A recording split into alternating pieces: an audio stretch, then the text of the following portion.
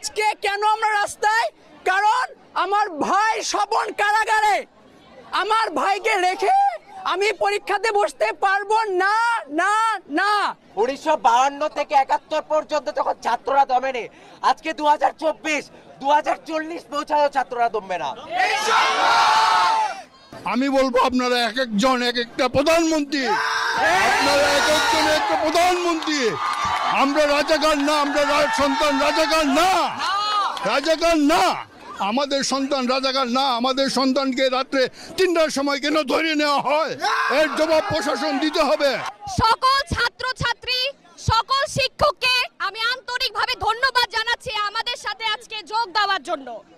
আমি খুবই শর্টে একটা কথা বলবো। টেলিভিশনে আইনমন্ত্রী বারবার বলছে শিক্ষার্থীদের বিপক্ষে কোনো মিথ্যা মামলা দেওয়া হবে না, যে মিথ্যা মামলা দেওয়া সেগুলো প্রত্যাহার করবে। তিনি কি তার কথা রাখতে পেরেছেন? এই ধরনের মিথ্যা কথা আমরা কি মানতে পারি? আমাদের ভাইদের ধরে নিয়ে যাচ্ছে, বাসা থেকে ধরে নিয়ে যাচ্ছে। নিরাপত্তা কোথায় সরকার থেকে? তারা বারবার বলছে সরকাররা যে আমাদের নিরাপত্তা দিচ্ছে, নিরাপত্তা আজকে কোথায়?